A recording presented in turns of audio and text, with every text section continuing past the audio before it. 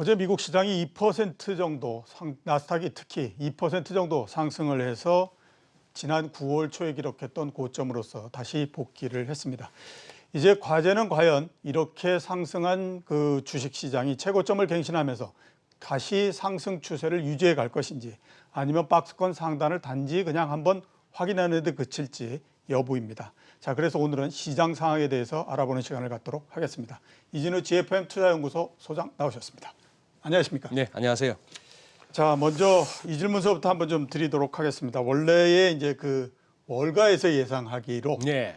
미국 대선과 관련한 최악의 시나리오는 불복이고, 그 다음에 나쁜 시나리오는 대통령과 상하원을 모두 다 민주당이 다 차지하는 경우다라는 얘기를 불과 한 달 전 정도까지 제 기억으로 했던 걸로 그렇게 생각이 됩니다. 그래서 그 바이든 후보가 당선이 되고 상하원을 모두 다 민주당이 차지하는 경우를 블루웨이브라고 얘기하죠. 왜냐하면 민주당의 상징색이 파란색이기 때문에 그렇거든요.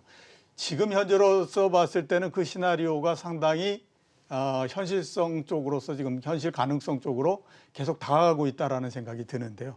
자, 이 그 블루웨이브 시나리오에 대해서 어떻게 생각하십니까? 그러니까요. 지금 이제 월가의 전망도 또 약간씩 또 톤이 달라집니다. 예. 사실 그걸 좀 걱정을 했었잖아요. 그렇죠. 뭐 오히려 트럼프 대통령 때 있었던 감세를 갖다가 그냥 되돌린다든지 주로 대형 IT 기업들, 우리가 뭐 IT 자이언트라고 하는 그쪽에 대한 반독점 규제가 강화될 거라든지 뭐 이런 식으로 걱정을 했는데, 이제는 또 그게 오히려 더 좋다고 얘기합니다. 불과 2달 전까지는 바이든 후보가 당선되면 시장이 난리 난다고 얘기했다가 그러니까요. 지금은 오히려 바이든 후보가 당선되면 시장이 좋다고 얘기하고. 예. 그죠? 그래서 지금 한번 이렇게 나름대로 표를 한번 정리를 해봤는데, 이른바 블루웨이브, 이거는 뭐 그냥 뭐 그야말로 싹쓸이. 네. 대통령까지 모두 바이든이 되고 지금 이제 상원도 가져가는. 그렇다면 이제 한번 첫 슬라이드 한번 보여주신다면은 세 가지로 압축이 됩니다. 그렇다면 달러가 약세로 갈 거야. 그리고 미국의 뭐 재정 부양책 갖다가 대규모로 하겠다니 민주당은. 그렇죠. 예. 그렇다면 국채 수익률 올라가는 거는 불가피하고, 그 와중에도 장기 쪽이 더 많이 오르는 스티프닝이 나올 거야. 그리고 증시에서는 뭐 빠진다기보다도 그동안 좀 소외되었던 섹터, 가치주나 경기 민감주가 오히려 더 아웃퍼폼하는 장이 오지 않겠느냐, 이런 얘기입니다. 예. 그런 얘기인데, 세부적으로 갔을 때는 약간 그런 거예요. 뭐 유로도 많이 찌그러잖아. 그리고 유럽 쪽이 지금 팬데믹 관련해서 더 안 좋잖아. 브렉시트 있는데 뭐 파운드가 강해질 여지가 있겠어. 그러다 보면은 이머징, 위안화 이런 쪽이 먼저 강해지는 거 아니야 정도고요. 예. 그다음에 이제 이 미국 국채 수익률이 오르는 데 있어서 과연 연준이 얼마나 역할을 하면서 이 명목 수익률 올라가는 것 갖다가 막아줄 것인가가 이제 관건이고, 그다음에 이제 이 아웃퍼폼 이 얘기에서는 이제 실질금리 부분이 이제 궁금한데, 어쨌거나 백신과 치료제는 개발될 거 아니냐는 기대감이 깔려 있기 때문이죠. 예.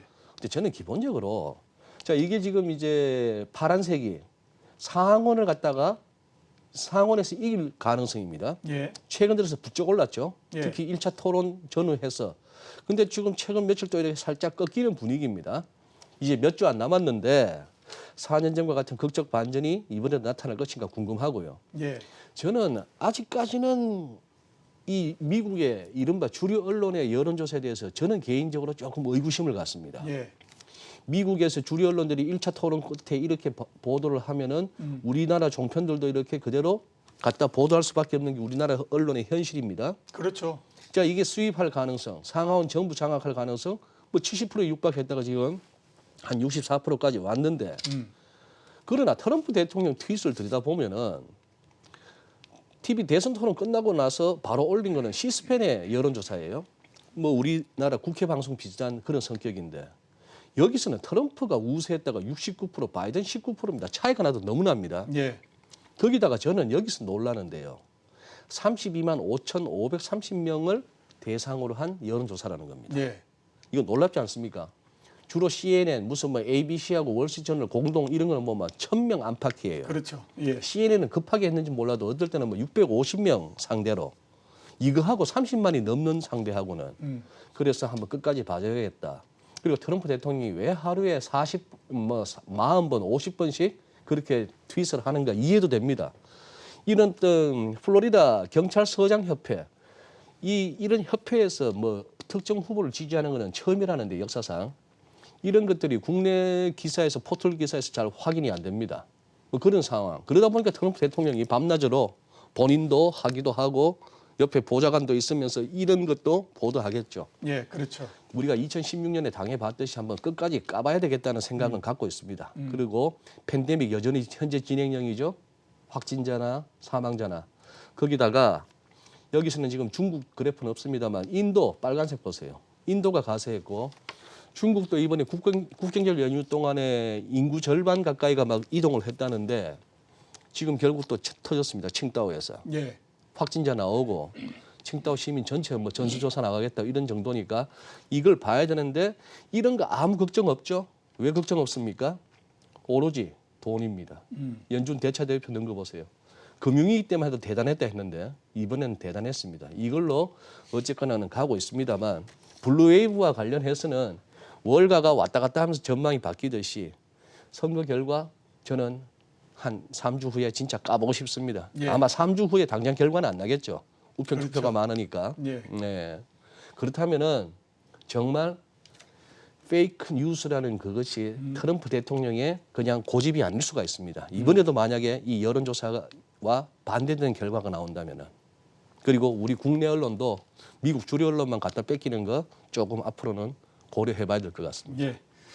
원래대로라고 2016년이 없었다면 그러니까요. 아마 그 선거 승리에 대해서 언론도 그렇고 모두 다 의심하지 않을 텐데 네. 2016년도에 워낙 뭐 바뀐 그 결과에 너무 충격들을 받아가지고 지금 나오는 그 수치나 이런 것들을 별로 그렇게 신뢰는 안 하는 것 같다라는 생각이 좀 그리고 들긴 그런 합니다. 것도 있습니다. 바이든 편 들고 싶어서 저 소위 트럼프 대통령이 말하는 좌파 언론 하는 그쪽에서 저러는지 몰라도 너무 저러다가 민주당 지지자들 가운데 내가 안 나가도 되겠네 할 수도 있습니다. 그렇죠. 예. 자, 그 시장에 대해서 한번 좀 여쭤보도록 하겠습니다. 미국 시장이 다시 어제 주가 예. 크게 올라서 고점에 지금 이제 근접해간 그런 그 상태입니다. 한 주 사이에도 주가 상당히 급등을 예, 예. 했고요. 이렇게 빠르게 상승할 수 있었던 동력 그리고 앞으로 전망은 어떻게 지금 보십니까? 아마 오늘 지금 오전장에서 우리 많은 투자자분들이 좀 당황스러우실 것은 예, 야 지금 시장에 무슨 로직이 있냐? 로직이요. 예, 무슨 논리가 있냐? 뭐 올라가면 뭐 로직은 만들어지는 거니까요. 만들어지는 거죠 사후적으로. 그거 하라고 또 그 많은 애널리스트와 그렇죠. 그 높은 몸값을 지급하면서 그렇습니다. 아니 미국이 왜 올랐지? 어제 특별한 지표 없었습니다. 뭐 실적 발표 없었습니다. 그냥 그런 와중에 미국 그 정도 올랐으면은 우리도 올라야 되는데 우리는 또 이렇습니다. 기관은 샀다가 팔았다가 외국인도 샀다가 팔았다. 문제는 기조적인 순매수 순매도가 없다는 것이죠. 그런데 이렇게 한번 보시죠. 나스닥 종합지수는 이제 얼마 안 남았습니다. 사상 최고치 197포인트. 예, 이거 뭐 하루 걸음이죠. 그렇죠. 예, 나스닥 100만 봐서는 한 2.7% 조금 더 올라가야 됩니다. 1.5% 정도밖에 차이가 안 나는 거예요. 그렇습니다. 사상 최고치에서. 이런 상황이면은 어쨌거나 요즘 이렇게 차트를 들여다보다 보면은 지수나 종목이나 할 것 없이 거래량은 많이 떨어지고 있습니다. 예. 그 얘기는 시장의 에너지는 예전 같지는 않다는 건데 여기서 또 하나가 재밌는 게 어제 월가에서 재밌었던 거는 이 얘기가 자꾸 나옵니다.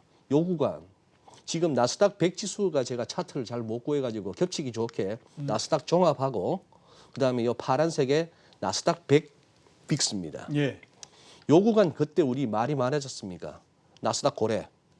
아니 왜 주가가 오르는데 변동성도 뛰어? 예, 이게 이제 개별 주식 옵션을 갖다가 확 대거 매수하는 뭐 소프트뱅크 얘기도 있었고 개인 투자자들도 가담하고 그랬던 구간처럼 어제도 그렇게 주식이 뛰는 와중에 지수가 뛰는 와중에 나스닥 100 변동성 지수는 올랐단 말입니다. 예. 그래서 살짝 야 8월처럼 또 한 번 더 이런 흐름이 나오는 거 아니야라는 의문을 갖는 거죠. 그 얘기는 뭐냐? 두 가지 함의가 있습니다. 그렇다면은 옵션 매도 세력들은 장이 오르면은 해치 차원에서 사야 되니까 이게 오를 수밖에 없다는 것과 예, 그러다 결국은 지난 8월처럼 이게 어느 정도 가다 보면은 결국 또 포지션이 꺾이면서 한번 급락이 올 수도 있다는 그런 얘기죠. 애플 어제 제일 많이 올랐습니다. 예. 애플하고 근데 아직 전고점 여유 좀 가야 되고요. 뭐 아이폰 뭐 5G 얘기가 나옵니다만 아마존도 지금 이제 월간 차트 보니까 지난달 이 음봉 아래 꼬리는 제법 깁니다만 이걸 갖다가 어쨌거나 이 10월 중에 양봉으로 끝낼 수 있을지 거래량 줄고 있는 거 그리고 기술적 지표정의 어떤 과매수 부담은 여전하고요. 테슬라도 아직까지 배터리데이도 회복 못했습니다. 예. 그런 상황이라서 거기다 지금 지수선물 흐름이 약간 약세 흐름이거든요. 예. 뭐 그런 상황이라서 하루하루 지금 미국 장은 좀 달라지는. 그런데 이거 지금 미국에서도 여의도에만 꼰대들이 많은 게 아니고 월가에도 꼰대들이 많더라고요. 예. 이런 뭐 마켓워치니 무슨 모건 스탠리니 다들 기술주에 대한 경고가 있는데 지금 그게 막 무시되는 장이 이어지고 있는 거죠. 예. 아직은 돈이 많은 장입니다. 예. 앞에서 보여주셨던 애플 주가 있지 않습니까? 네. 그거를 한번 보면 어제 주가가 네. 한 번은 저런 국면이 좀 나올 가능성이 있지 않냐라는 생각이 들었던 게 쭉 옆으로 가다가 어제 옆으로 갑자기 탁 가다가 튀어오르지 않습니까? 그거 다 개법까지 해가지고. 예, 그렇죠. 이제 예. 그게 그 이전에 시장을 전체적으로 애플이나 이런 종목들이 끌고 왔는데 네. 반등을 하는데 저게 한 번도 올라가지 않는 상태에서 끝나기는 어렵다라고 봐야 되기 때문에 한 번은 저런 게 오지 않을까라는 생각을 했었거든요. 네. 근데 한 번은 어제 이제 왔던 것 같고 예. 결국 이제 과제는 저 상승이 갭을 치고 이제 상승을 했는데 계속 이어질지 아니면 그냥 저렇게 한 번 정도 상승하고 끝날지 그야말로 그거에 따라서 팔로스루가- 이제 그런데 팔로스루가 있느냐. 그 다음에 이제 보여주셨던 테슬라나 이런 종목들 보면 네. 상대적으로 계속해서 상승할 여유는 별로 없는 것 같다 이런 생각이 좀 들기는 합니다. 예. 무엇보다도 시장 에너지 측면에서 조금 거래량이 저렇게 모든 예. 차트상에서 저렇게 미미하다는 거는 예, 그 장이 열다 보니까 약간의 매수세에도 저런 종목 따라서는 과도한 예. 좀 과장된 그렇죠. 상승폭이 나올 수도 예. 있는 거죠. 그래서 아까 저 소장님께서 여기 말씀하셨던 것처럼 월가에 꼰대 많다. 네. 예, 기술주. 그러고 말 들으니까 저도 꼰대 이렇게 되는 것 같습니다. 자, 역시 이제 미국 시장에서 제일 많이 얘기되고 있는 게 부양책 관련한 부분입니다. 예, 예. 당초에는 뭐 지난주까지만 하더라도 트럼프 대통령이 거부했을 때 안 될 거다라고 하는 얘기들이 굉장히 많았었는데 저는 끝까지 가봐야 된다라는 생각을 굉장히 많이 했었거든요. 왜냐하면 어떻게 판이 바뀔지 모르기 때문에 예. 그랬는데 지금은 많이 좁힌 상태입니다. 예. 행정부에서 1조 8천억 달러 얘기했고요. 그다음에 민주당에서 2조 2천억 달러 얘기했기 때문에 이제는 거의 근접해가 있고 근접했죠. 있는 상태라서 그래서 아마 시장에서는 부양책 타결에 대한 기대도 높아지는 것 같은 그런 생각이 드는데 앞으로 전망은 어떻게 지금 보십니까? 예. 뭐 이제 1조 8천억 달러까지 숫자가 올라왔으니까 예. 민주당하고 별 차이가 없었죠. 애초에 뭐 뜬금없이 중단해. 뭐 내가 대선 이기고 나서 하지 했다가 10시간 만에 뭐 항공사 지원하고 예. 소규모 기업들한테 대한 급여 지급하자 했다가 바로 펠로시 쪽의 반응이 우리 그런 스몰 딜 원하지 않아. 전체로 가자. 그랬더니 좋아. 통 크게 가자. 1조 8천억. 거기에 대해서도 뭐 지금 이제 티격태격 하는데 제가 봐서는 그 미치 매코넬 공화당 상원 원내대표가 솔직하게 표현했다고 봅니다. 예. 시간적으로 촉박하다라고 하는데 정치판에서 시간은 문제가 안 된다고 보거든요. 예. 안 되는 것도 없고 되는 것도 없는 그렇죠. 게 정치판이라서 하자면 하는 건데 지금 양쪽 다 원치 않는 것 같아요. 지금 1200불이 됐건 얼마가 됐건 또 한 번에 집마다 수표가 가면서 도널드 트럼프라는 사인이 들어가 있는 수표가 간다면 민주당 입장에서는 이거 바로 선거 직전에 막걸리 돌리는 거 아니에요. 예. 싫을 거예요. 그렇다고 뭐 1조 8천억이 됐건 2조 2천억이 됐건 그런 빅딜로 가서 이렇게 한다면은 그중에는 분명 민주당이 원하는 민주당 주지사나 시장이 있는 지방정부, 주정부에 대한 지원이 갈 거란 말입니다. 예. 이거는 트럼프 입장에서 싫을 거고 아마 대선 이후에 어느 쪽이 집권을 하건 간에 그때 가서 하겠는데 또 하나의 변수는 되고 나서도 지금처럼 부양책 관련해서 양쪽 다 그렇게 적극성을 띌 것인가는 예. 퀘스천 마크입니다. 예. 또 화장실 다녀와서 얘기 달라지죠. 예. 제가 봤을 때에 대선까지 이게 부양책이 통과되느냐 아니냐는 트럼프 대통령보다 상원이 더 문제다라는 상원이, 생각이 예. 좀 듭니다. 예. 트럼프 대통령이 하고 싶다고 하더라도 상원에서 통과시켜주지 않으면 안 되는 거거든요. 그렇죠. 근데 현재의 그 상황을 보면 미국의 상원이 이걸 반대하고 있습니다. 특히 상원의 공화당 의원들이 반대하고 있기 그 중에서 때문에 재정 매파들이 예, 그렇죠. 예. 그래서 이게 과연 상원을 대선까지 통과할 수 있을까라고 하는 것들이 좀 이 의문이 들어서 사실 다음에 언제 기회 있을 때 보여드리고 싶습니다만 뭐 국내 매체 중에서는 그런 부분을 갖다가 깊이 분석하는 매체가 뭐 글로벌 모니터밖에 없습니다만 예. 재밌는 그 리포트 참 많은데 오늘 못 가져왔습니다만 예. 미국 기업들이 보유하고 있는 현금, 미국 가계의 저축률 그리고 뭐 이렇게 이런 거 보다 보면은 지금도 막 뿌려줘야 돼 싶을 정도의 지표 흐름입니다. 예. 돈은 철철 넘쳐요. 가게도 기업도. 여기다 대놓고 지금 재정하면서 자꾸 주자는 얘기인데 제가 공화당 내에서 어느 정도 공화당은 원래 전통적으로는 건전 재정이라고 인식은 됩니다. 그러나 현실적으로 뭐 아들 부시 때 뭐 재정 망가뜨렸고 레이건 때 그렇죠. 망가뜨렸고 예, 예. 이론과 실제는 다릅니다만 그런 부분에 있어서 그쪽도 사람 사는 데인데 왜 그걸 가지고 이 땅 파서 나오는 돈도 아닌데 아마 그런 설득해 나가는 작업이 필요하다고 생각합니다. 예. 자, 이제는 좀 환율에 대해서 좀 네, 여쭤보도록 네, 네. 하겠습니다. 왜냐하면 환율 자체가 예. 워낙 최근에 변동이 심하기 때문에 심했습니다. 그리고 소장님의 이 자기 홈그라운드이기 때문에 좀 제가 여쭤보도록 하겠습니다. 네. 우선 이제 위안화부터 여쭤봐야 될 것 같은데요. 예. 최근에 대단히 강세가 돼 있지 않습니까? 그렇습니다. 앞으로 전망은 어떻게 보십니까? 예, 사실 뭐 달러 인덱스 자체는 최근 이제 지난 주말로 해서 달러가 약세가 좀 보이긴 했습니다만 우리 다 보던 레벨 아니고 예. 그 최근에 봤던 저점 대비 아직도 여유가 있는데 문제는 위안이잖아요. 차트 보시면은 국경절 좌우지간 10월 초부터 해서 이렇게 쉬는 동안에 그동안에 달러 약세 흐름을 갖다가 일시에 반영한다고 지난 주말 금요일 날 확 빠졌습니다. 예. 확 빠졌는데 저게 거의 딜러들 표현으로 텐빅이에요, 텐빅. 6.79에서 6.69까지 왔으니까. 예, 뭐 그렇죠. 그런 식으로 왔는데 캔들의 몸통이 다르지 않습니까?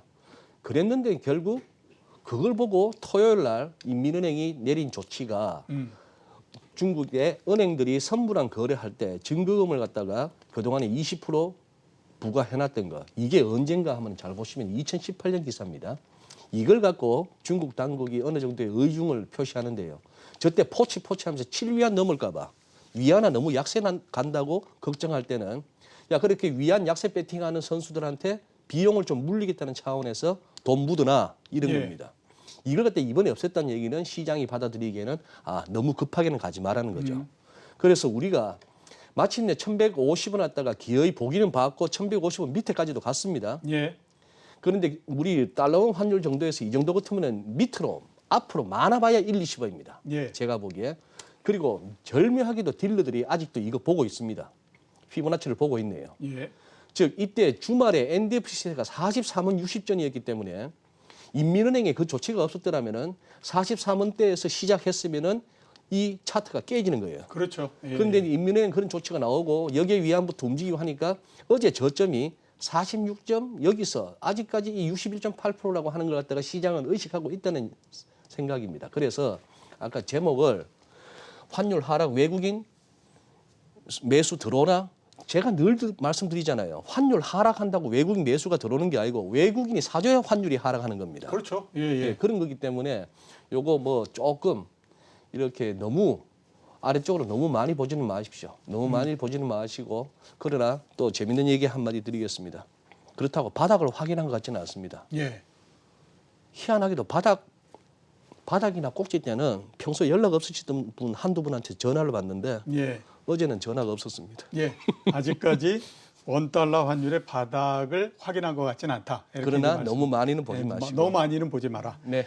마지막 질문을 간단하게 한번 좀 드려보도록 하겠습니다. 4분기 지금 나오고 있는 실적은 3분기고요. 네. 4분기 기업 이익을 판단하는 데서 네. 상당히 중요한 부분이 환율이 될 거라는 얘기를 굉장히 많이 하고 있습니다. 예. 왜냐하면 대단히 강세가 돼 버렸기 때문에 네. 이게 뭐 특히 대형주들 이런 데에 이익에 많은 영향을 미칠 거라고 보고 있거든요. 네. 거기에 대해서는 지금 어떻게 판단하고 계십니까?